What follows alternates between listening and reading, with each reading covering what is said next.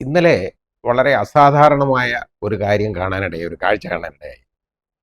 Shri P V Anvar M L A Malappuram S P ഓഫീസിന്റെ മുമ്പിലിരുന്ന് സമരം ചെയ്തു. അപ്പോൾ അദ്ദേഹത്തിന്റെ ഒരുപാട് ആവശ്യങ്ങൾ അതിൽ എഴുതി വെച്ചിട്ടുണ്ട്, പ്ലക്കാർഡുകളൊക്കെ എല്ലാം എഴുതി വെച്ചിട്ടുണ്ട്, തയ്യാറാക്കിക്കൊണ്ടൊക്കെ വന്ന് വളരെ സൗകര്യമായിട്ട് കുടയൊക്കെ ആയിട്ട് വന്ന് തന്നെ ഇരുന്നുള്ള സമരമാണ്. അപ്പോൾ എനിക്ക് ശ്രീ പി വി അൻവറോട് ഒരുപാട് കാര്യങ്ങളിൽ എനിക്ക് എതിർപ്പുണ്ടെങ്കിലും ഇന്നലത്തെ ഒന്ന് രണ്ട് കാര്യങ്ങൾ എനിക്ക് ഇഷ്ടപ്പെട്ടു. അതിലുള്ള ഒരു കാര്യം, ജനങ്ങളുടെ ഇടയിലേക്ക് പോലീസിലെ അഴിമതി മുമ്പോട്ട് കൊണ്ടുവരിക എന്നുള്ള ഒരു നല്ല കാര്യം അദ്ദേഹം ചെയ്തെന്നുള്ളതാണ് അതിനകത്ത് കാണുന്നത്. അതിൽ രണ്ടുപേരുടെ പേര് അദ്ദേഹം അലിഗേഷൻ പറയുന്നുണ്ട്. ഒന്ന് സുജിത് ദാസിൻ്റെ പേരിലും, അതായത് നേരത്തെ മലപ്പുറം എസ് പി ആയിരുന്നു, ഇപ്പോൾ പത്തനംതിട്ട എസ് പി ആയിട്ട് ഇന്ന് വിരാജിക്കുകയാണ്. അദ്ദേഹത്തിൻ്റെയും അതേപോലെ തന്നെ അജിത് കുമാറിൻ്റെ MR അജിത് കുമാറിനെ സംബന്ധിച്ചിടത്തോളം അദ്ദേഹം പറഞ്ഞേക്കുന്നത് അത് എവിഡൻസ് ഒന്നും അല്ല, അത് ഹിയർസേ മാത്രമാണ്. അതും ഈ സുജിത് ദാസ് പറഞ്ഞേക്കുന്ന കാര്യങ്ങളെ ഉള്ളൂ, അല്ലാതെ വേറെ ഒന്നും ഞാൻ കണ്ടില്ല. അതിൽ വേറെ ഒന്നും അദ്ദേഹത്തിനെ സംശയിക്കാനുള്ള ഇടയൊന്നും ഉള്ള കാര്യങ്ങളൊന്നും നമുക്ക് പ്രഥമ ദൃഷ്ടിയ ഒന്നും കാണാനില്ല. അജിത് കുമാറിൻ്റെ കാര്യം, അജിത് കുമാർ പിന്നെ പോലീസ് അവിടെ തലപ്പത്ത് ലാൻഡ് ഓർഡറിൽ അവിടെ ഇങ്ങനെ ഇരിക്കുകയല്ലേ, ഭരണ ആസ്ഥാനത്ത് ഇരിക്കുകയാണ്, ഭരണ ചുമതല പോലീസിൻ്റെ ഉള്ളതാണ്. അപ്പോൾ അത് അദ്ദേഹം മുഖ്യമന്ത്രിയായിട്ട് നല്ല അടുപ്പം കാണും, അതിന് സംശയമൊന്നുമില്ല. കാരണം അങ്ങനെയുള്ള ഒരാൾക്ക് അവിടെ ഇരിക്കാൻ പറ്റുള്ളൂ, അങ്ങനെയുള്ള ഒരാളെ അവിടെ ഇരുത്തുള്ളൂ താനും. അതിൽ ഞാൻ തെറ്റൊന്നും കാണുന്നില്ല. കാരണം അത് പോലീസിന്റെ അദ്ദേഹത്തിന് മുഖ്യമന്ത്രിയായിട്ട് നല്ല അടുപ്പമുള്ളതൊന്നും പ്രശ്നമുള്ള കാര്യമല്ല, അതങ്ങനെ വരാം. പിന്നെ ഇതിനകത്ത് ഉള്ള ഏറ്റവും വലിയൊരു പ്രശ്നം എന്ന് പറയുന്നത് രണ്ട് കാര്യങ്ങളാണ് എൻ്റെ ശ്രദ്ധയിൽപ്പെട്ടത്. ഒന്ന് ഈ സമരം മൂലം, അതായത് സുജിത് ദാസ് മലപ്പുറം എസ് പി ആയിട്ടിരിക്കുമ്പോൾ അവിടുന്ന് ഏതാണ്ട് വിലയുള്ള മരം എന്തോ മുറിച്ച് കടത്തി എന്നോ, തേക്ക് മരമോ മഹാഗണി എന്നൊക്കെ അദ്ദേഹം പറയുന്നത്, ഏതാണെന്ന് എനിക്കറിയില്ല, മുറിച്ച് കടത്തി എന്നുള്ളതും, അത് ഫർണിച്ചറായിട്ട് മഹാഗണി അവിടെ തന്നെ ഈർച്ച ചെയ്ത് അറുത്തെടുത്തിട്ട് അത് ഫർണിച്ചറായിട്ട് പണിഞ്ഞ് കൊണ്ടുപോയെന്നുള്ളതാണ് ഒരാരോപണം. അതേപോലെ തേക്കിൻ്റെതാണെന്നുണ്ടെങ്കിലും അതും ഡൈനിങ് ടേബിളോ ഏതാണ്ടൊക്കെ പണിഞ്ഞ് എല്ലാം കൊണ്ടുപോയി എന്നുള്ളതാണ് ഈ ആരോപണത്തിൽ പറയുന്നത്. അതിൻ്റെ കുറ്റി കാണണം എന്നും പറഞ്ഞാണ് അവിടെ ചെന്ന് കയറിയത് കേട്ടോ. അപ്പോൾ അവർ തടഞ്ഞു, കയറാൻ സമ്മതിച്ചില്ല എന്ന് പറഞ്ഞു. അതിൻ്റെ കുറ്റിയൊക്കെ ഉള്ള എവിഡൻസ് ഒക്കെ എടുക്കേണ്ടത് ഇദ്ദേഹമൊന്നും അല്ല, അതൊന്നും MLA അതിന് പോകേണ്ട കാര്യമില്ല. എന്നാലും ഇത് ജനശ്രദ്ധയെ കൊണ്ടുവരാനുള്ള ഒരു മാർഗമായിട്ട് മാറി അദ്ദേഹത്തിൻ്റെ സമരം. അവിടെ കുത്തിയിരുന്ന് സമരം ചെയ്തു. ഇനി അതിനകത്ത് ഉള്ള ഏറ്റവും വലിയൊരു പ്രശ്നം എന്ന് പറയുന്നത് എന്താണെന്നറിയോ? അദ്ദേഹം ഒരു സ്വതന്ത്ര MLA ആണ്, മാർക്സിസ്റ്റ് പാർട്ടിയുടെ, അതായത് കമ്മ്യൂണിസ്റ്റ് പാർട്ടിയുടെ സ്വതന്ത്രനായിട്ട് മത്സരിച്ച് 2 തവണ കൊണ്ട് ജയിച്ചു വന്ന ആളാണ്, MLA ആണ്. അപ്പോൾ അതിലൊരു പ്രശ്നം എന്ന് പറയുന്നത് ഈ കമ്മ്യൂണിസ്റ്റ് പാർട്ടി ഇത് വളരെ പ്രതിരോധത്തിലാകും.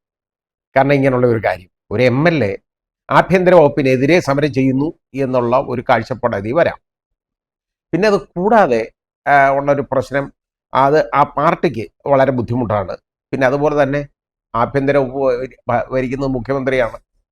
മുഖ്യമന്ത്രിയുടെ കയ്യിൽ നിന്ന് ഒരുപാട് നേട്ടങ്ങളും ഒക്കെ ഉണ്ടാക്കിയെടുത്തിട്ടുള്ളതാണ് എന്നാണ് ഈ അൻവറിനെ കുറിച്ച് പറയുന്നത്. എനിക്കതിനെക്കുറിച്ച് അറിയില്ല, അതുകൊണ്ട് അത് രാഷ്ട്രീയമായിട്ടുള്ള കാര്യമായതുകൊണ്ട് ഞാനത് കളയുകയാണ്.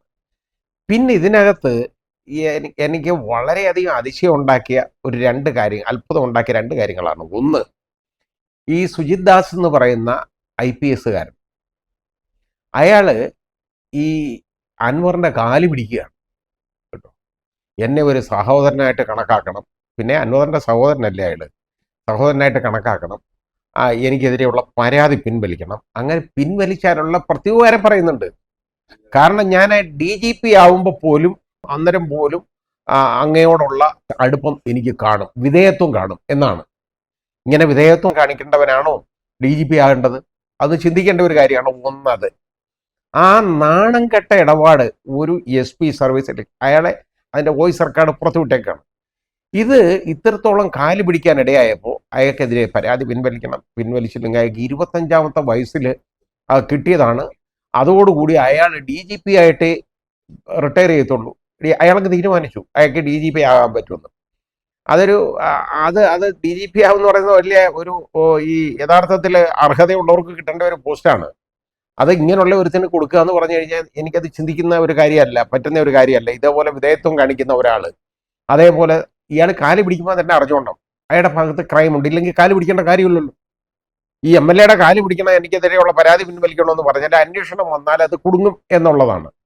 അയാളെയൊക്കെ സർവീസിൽ വെച്ചുകൊണ്ടിരിക്കാൻ കൊള്ളാം. ഇതുപോലെ ഈ കാല് പിടിച്ചിട്ട് എനിക്ക് എന്നും വിധേയത്വം കാണും, ഞാൻ DGP ആവുമ്പോൾ പോലും അതുവരെ എനിക്ക് വിധേയത്വം കാണും എന്ന് പറയുന്ന ഒരാൾ ഇനി, അത് ഒരു കാര്യം. ഇനി രണ്ടാമത്തെ കാര്യം, അതാണ് വളരെ ഗുരുതരമായിട്ടുള്ള ഒരു കാര്യം. അയാളെ തന്നെ വിൽക്കുകയല്ല ചെയ്യുന്നത്, അത് കൂടാതെ അയാളുടെ മേലുദ്യോഗസ്ഥനെയും കൂടെ, അജിത് കുമാറിനെയും കൂടെ അത് പിടിച്ചിടുകയാണ് കേട്ടോ. അവിടെ നടക്കുന്നു, അങ്ങനെ മാഫിയ സംഘമാണ്. അജിത് കുമാറിന് P ശശിയുമായിട്ട്, മുഖ്യമന്ത്രിയുടെ പൊളിറ്റിക്കൽ സെക്രട്ടറിയുമായിട്ട് അടുപ്പമുണ്ട്, അതുകൊണ്ടാണ് അവിടെ കാര്യങ്ങൾ നടക്കുന്നത്. ഇങ്ങനെയുള്ള അയാൾക്ക് അറിയാവുന്ന ചില കാര്യങ്ങളെന്ന് അയാൾ പറയപ്പെടുന്നു. അതെല്ലാം കേട്ടറിവാണ്, അതല്ലാതെ അതിന് തെളിവുള്ള കാര്യങ്ങളൊന്നുമല്ല. അങ്ങനെയുള്ള ഒരാളെക്കുറിച്ച്, അദ്ദേഹത്തിൻ്റെ മേലുദ്യോഗസ്ഥനെ കുറിച്ച് നടത്തുന്ന വളരെ മോശമായ അഭിപ്രായ പ്രകടനങ്ങൾ ഒരു തേർഡ് പാർട്ടിയോട് കൂടി കൊടുക്കുകയാണ്. അതിനുള്ള ബാധ്യതയൊന്നും അയാൾക്കില്ല. അത് അയാളുടെ ഏറ്റവും ഗുരുതരമായ അച്ചടക്ക ലംഘനമാണ് അവിടെ നടന്നേക്കുന്നത്. അപ്പോൾ അജിത് കുമാറിനെതിരെ അയാൾ ഉന്നയിക്കുന്ന, അയാൾ പറയുന്ന കാര്യങ്ങൾ എന്നൊക്കെ പറയുന്നത് ഗുരുതരമായ അച്ചടക്ക ലംഘനമാണ്. കാരണം ഒരിക്കലും സർവീസിൽ ഇരുന്നുകൊണ്ട് ചെയ്യാൻ പാടില്ലാത്ത ഒരു കാര്യമാണ് ചെയ്തു വെച്ചേക്കുന്നത്. ഈ രണ്ട് കാര്യങ്ങളാണ് ഞാൻ പറഞ്ഞ കാണാനിടയായി. അതിൽ അജിത് കുമാറിന് പ്രശ്നമൊന്നുമില്ല, കാരണം അതിനുള്ള എവിഡൻസ് ഒന്നുമില്ല. പക്ഷേ സുജിത് ദാസിനെ സംബന്ധിച്ചിടത്തോളം അത് പ്രശ്നമാണ്. അജിത് കുമാറിനെ സംബന്ധിച്ചിടത്തോളം അത് വെറും ഹിയർസേ ആവുന്നുള്ളൂ, അല്ലാതെ വേറെ ഒന്നും കാണുന്നില്ല. അതല്ലാതെ അതിന് വേറെ ഒന്നും കാര്യമില്ല. ഇത് ഈ സുജിത് ദാസ് കാണിച്ചേക്കുന്ന ഗുരുതരമായ അച്ചടക്ക ലംഘനമാണ്.